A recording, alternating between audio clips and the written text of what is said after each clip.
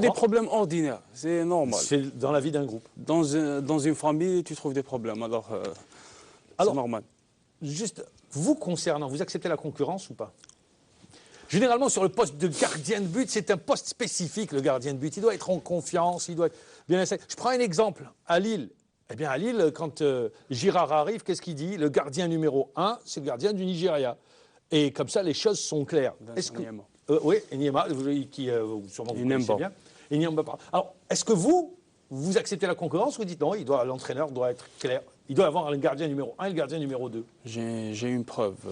J'ai signé mon premier contrat à la JSK en 2010. J'ai joué. Après, il a joué pendant 9 matchs, je ne sais pas. J'ai rien dit. J'ai continué à bosser. Même vous m'avez appelé. Tu as demandé. Je m'en souviens très bien. Bien sûr. Alors, j'ai accepté, j'ai joué, je me suis entraîné. Même, j'ai redoublé d'efforts. Et j'ai regagné ma place, c'est tout. Ça, c'est également une preuve de caractère. C'est un gardien qui a du caractère. Parce que revenir, essayer de reprendre sa place de titulaire. Non, parce que c'est aussi faire confiance à son potentiel. S'il sait qu'il a le potentiel pour, il sait qu'en travaillant, en laissant la vague passer, il reviendra à sa place de titulaire. Pour revenir juste un point sur la donnée qui a changé à la JSK en ce début de saison, il y a un paramètre important, c'est le recrutement de Ebossé. Le meilleur buteur actuellement du championnat, 6 buts. La JSK a trouvé son buteur.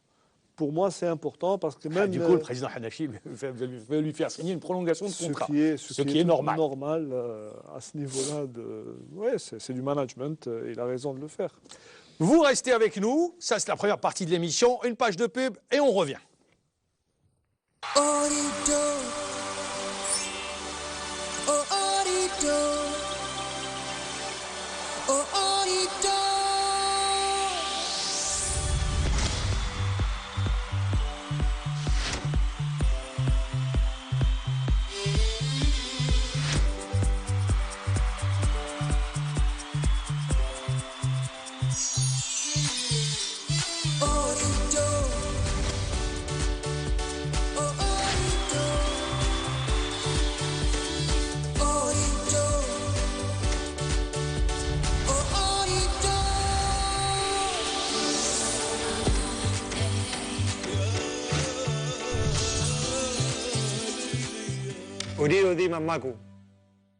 أريد الراعي الرسمي للفريق الوطني والاتحاد الجزائري لكرة القدم فخور بمرافقة أبطالنا لكأس العالم 2014 نجمة 2010 أريد 2014 أريد ديما معكم.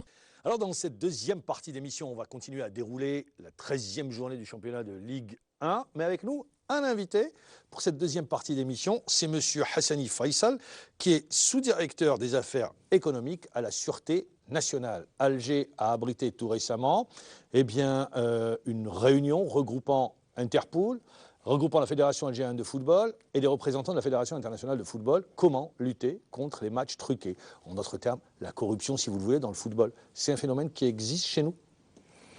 Vous savez, d'abord, parlons de cette initiative. Il s'agit en réalité d'un atelier régional qui est inscrit dans le cadre d'une initiative entre la FIFA et Interpol. Puis la DGSN, dans ce cadre-là, sachant qu'elle est membre d'Interpol, a tenu à mettre en place cet atelier, à organiser cet atelier, et pour participer surtout tous les secteurs concernés par le sport, par le monde du sport. Et à ce titre-là, que les services du ministère de la Jeunesse et des Sports ont été présents lors de ces 2 jours. Il en est de même pour tout ce qui est ligue, tout ce qui est club sportif, notre fédération algérienne de football. L'objectif primordial de cet atelier, c'est sensibiliser. Faire de la prévention? Absolument. Donc sensibiliser, faire participer également les États de la région, parce qu'il y avait quand même la Tunisie, la Libye, il y avait également l'Égypte et le Maroc qui ont participé aux côtés de nos partenaires algériens. Et puis l'objectif aussi, c'est permettre de mettre en place un plan d'action dans lequel activeront l'ensemble des secteurs. Alors justement, la fédération, dans les prochains jours, prochaine réunion du bureau fédéral, désignera son monsieur propre, ou le monsieur qui sera chargé de lutter contre toute tentative de trucage de matchs. Parce que c'est ça l'histoire, c'est truquer les matchs. On l'a vu en Asie notamment, avec les paris sur Internet, il y a eu trucage de matchs. Chez nous, on n'en est pas encore là. Dans la région, disons. Disons Dieu merci. Dieu merci, dans la mesure où bon, d'abord, le sport, connaissant les valeurs du sport, c'est des valeurs qui font que l'esprit humain adhère. C'est-à-dire, il y a surtout les traditions algériennes, il y a quand même un engouement des populations, des catégories de jeunes à ce sport de façon générale, à toutes les disciplines. Et puis, nous avions voulu, enfin, par le biais de cette initiative, c'est-à-dire faire comprendre un peu ce qui se passe dans le monde. Une cartographie, parce que bon, la FIFA, à travers son organe, la direction de sécurité de la FIFA, a développé une cartographie de modes opératoires, de menaces. Le Maghreb est épargné ou pas? Moi, je vous pose la question directement. Bon, le Maghreb et plus particulièrement l'Algérie. Oui, bien sûr, par rapport à ce que connaissent les autres, hein, parce que vous savez, par exemple, les paris chez nous, c'est comment dirais-je? C'est le pari sportif algérien. Oui, c'est le pari sportif. Et ça a disparu ces dernières années, puisque même le pari sportif, c'est une entreprise qui connaît des difficultés. C'est une fonction, si vous voulez, c'est une fonction qui est institutionnalisée, qui est érigée par un certain nombre de textes, qui n'est pas le cas d'ailleurs. Vous avez cité les États d'Asie. C'est un domaine qui n'est pas vraiment réglementé, donc ce qui fait qu'il y a beaucoup de paris. Mais ça ne veut pas dire que l'Algérie ne peut pas être exposée. Parce que le championnat d'Algérie existe, on peut parier sur les matchs du championnat à travers Internet sur des sites à l'étranger. Donc vous surveillez s'il y a des choses bizarroïdes qui se passent. C'est pourquoi justement dans le cadre du dispositif national de la Sûreté nationale, d'ailleurs c'était l'occasion au cours de cet atelier où nous avions présenté un peu l'expérience de la police algérienne, nous avons développé un petit peu notre dispositif organique, fonctionnel, à travers notamment les cellules. Parce que la DGSN dispose d'une cellule centrale. Monsieur le général-major, directeur général de la Sûreté nationale, l'a inauguré l'année passée. Donc nous avons une structure centrale qui s'occupe de tout ce qui est cybercriminalité. Et à travers l'ensemble du territoire, nous avons des cellules. Des cellules qui veillent, parce que même sur le plan réglementaire ou législatif, l'Algérie dispose d'un arsenal juridique. Vous savez, la loi 094 qui traite de tout ce qui est atteinte à la communication, à la technologie de la communication. Donc c'est un dispositif qui permet aux enquêteurs de la police judiciaire de façon générale, il les a outillés. Il les a outillés à travers l'opportunité de surveiller tout ce qui se passe sur Internet. Il les a outillés à travers la possibilité d'accéder ou de perquisitionner à distance tout ce qui est contenu illicite, et puis par le biais des opérateurs, parce que même les opérateurs, ce dispositif de loi engage également les fournisseurs d'accès Internet, c'est-à-dire on les met à contribution pour pouvoir enlever tout ce qui est contenu illicite et pouvoir également identifier les auteurs de ce type d'infraction à la loi pénale. Les joueurs, vous n'avez pas le droit de parier, vous le savez. Ah, vous le savez. Vous invitez M. Hnachi, c'est interdit de parier. Ah, je sais pas moi. C'est pas moi des matchs truqués ou des trucs Ils sont acteurs. Ils sont acteurs, ils ne peuvent pas parier. Ce qui est sûr, c'est que les joueurs, les sportifs, les présidents de clubs, les arbitres tous également, les acteurs disposent d'un code de discipline. Je suppose qu'au niveau de la... Oui, absolument. Donc, c'est les dispositions. D'ailleurs, on a discuté de ça au cours de ces deux jours de travaux, du fait qu'il est nécessaire d'adopter tout ce qui est code disciplinaire, tout ce qui est code de conduite, et l'harmoniser avec ce qui se passe à l'international. Parce que, comme vous avez dit, nous ne sommes pas à l'abri. Il y a une anecdote, bon, non, il y a prescription. Vous vous souvenez, il y a une fois une équipe algérienne qui est partie jouer un tournoi en Malaisie. Ah bon, je me souviens très bien. Voilà, oui. Et il paraît qu'il y a eu un match où... La prescription, ça fait plus de 20 ans. Voilà. D'ailleurs, il y avait des internationaux dans cette équipe. Et comme on sait qu'ils ont perdu bizarrement, on a appris qu'on a dit qu'il y a eu... On en a parlé. Voilà. On n'a pas dit clairement dans la presse. Il n'y a jamais eu de révélation à ce propos, mais c'était la seule fois où l'équipe a joué dans un pays... Vous savez, il faut faire attention à tout ce qui est prescription, parce que parfois la prescription ne commence qu'à partir de la découverte de l'infraction. Quand vous avez des infractions qui ne sont pas connues, ce qu'on appelle les infractions continues, donc elles continuent de l'être, mais une fois qu'elles sont découvertes, que nous commençons généralement par... C'était à Jakarta. Jakarta, voilà. Il y avait un grand tournoi de football à Jakarta. Exactement. Et notre équipe nationale des sports. C'est ce qui avait été dit.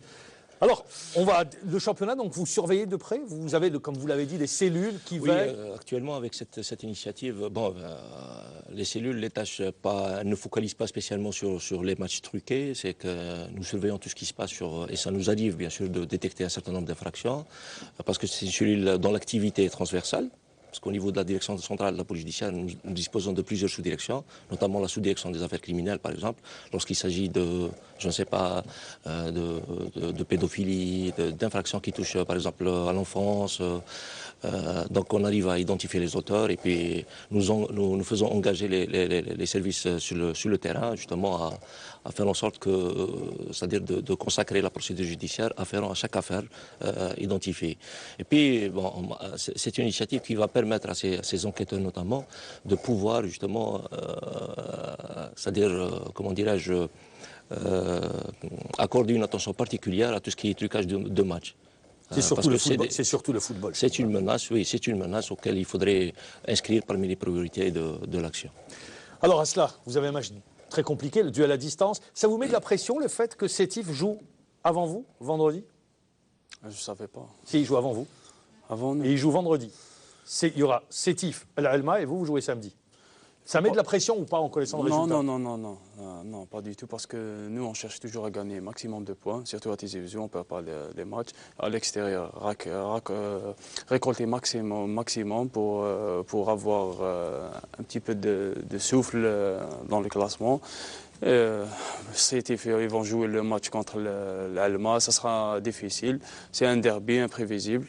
Et nous surtout aussi. que Sétif a perdu des points à domicile cette saison. Elle a perdu contre l'Alba, des points. Elle a perdu contre le MCO, des points. Déjà, ça fait que 5 points laissés à domicile. Il faut qu'on gagne, nous. Oui, il faut gagner à domicile. Il est clair, il faut gagner à domicile. Mais également, ce week-end sera intéressant pour une équipe. On va voir comment va se comporter le CS Constantine avec l'affaire Garzito. Est-ce que Garzito sera sur le banc? Ou bien est-ce que le manager général va, mais c'est à l'extérieur, ça il ne peut pas le faire, va utiliser d'autres subterfuges pour lui interdire l'accès? Franchement, c'est se tirer une balle dans le pied, cette histoire du CAC. C'était une équipe qui était dans une seule défaite depuis l'entame de la saison.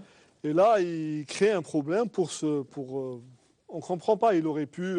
quand on recrute un entraîneur, on peut pas... Il y a des normes maintenant. On ne peut pas, du jour au lendemain, décider de le renvoyer sous prétexte qu'il a fait jouer un joueur parce que c'était son agent. Les arguments avancés par Aboul Habib dans cette histoire ne sont pas très clairs.